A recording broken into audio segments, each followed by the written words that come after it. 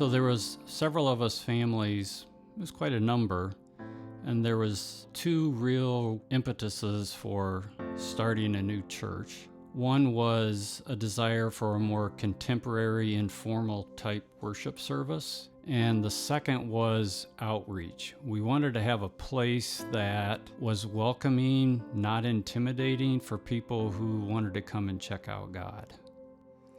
When we came to Evergreen in the strip mall, things were really centered around Larry and Larry's preaching. People were drawn to his teaching and his teaching style. It also drew us. We knew Larry because he had been our pastor when we were in Rehoboth. We first came to Evergreen after I had been leading worship and walked to the strip mall and then came around the corner and, oh, hey, Larry is here. I sat and talked with him and I said to Larry, you got anything we could do here? And that's all it took.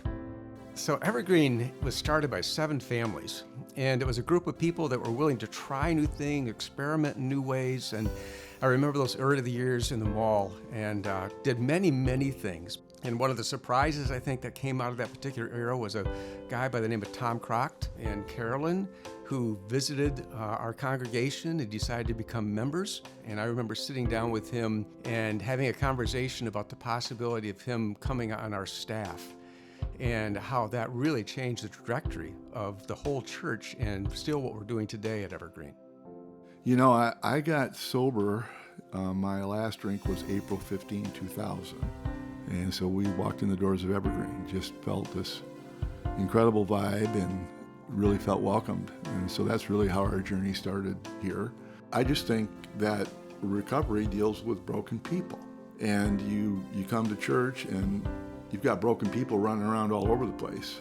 And so people begin to expect that, and people get comfortable with it, and people talk to and have developed friendships. It was really a beautiful thing.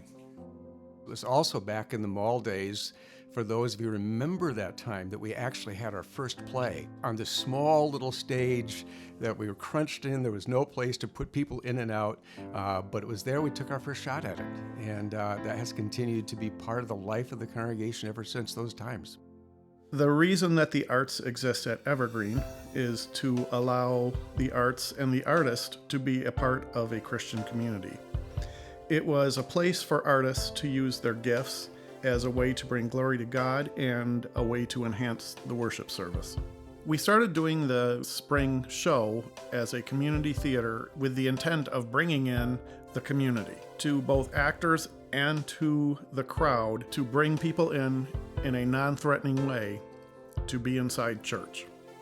The story of any church is probably going to be filled with beauty and brokenness, because I feel like that's the human story, and the church is made up of broken but redeemed people. Some of Evergreen's most fruitful years in terms of good ministry were characterized by challenging dynamics among leadership, and those challenging dynamics really, in my experience, worsened once the pandemic hit us full force in terms of the anxiety in the system. But because we were already in the middle of a transition, that made it hard for all of us. Well, I was asked to be part of Evergreen's story when we had just gone through a really dark chapter of COVID, some real questioning as to where the church was and what it was going to do and where it was going, and spiritually, where is Evergreen headed?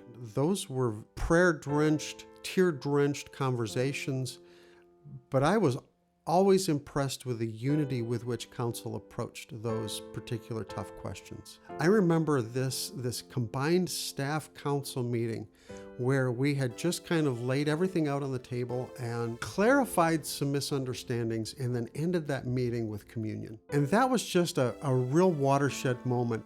If Evergreen understood my fears, it really accents God's faithfulness.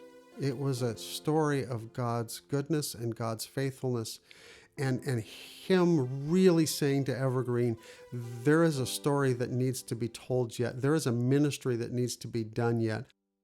When I think of this chapter of Evergreen's story, I see God providing I see God centering his people on Jesus, returning us to his vision, to his North Star for Evergreen. And I see a people that are excited to be here, excited to serve, to find where their passions meet real needs in the church and in the community.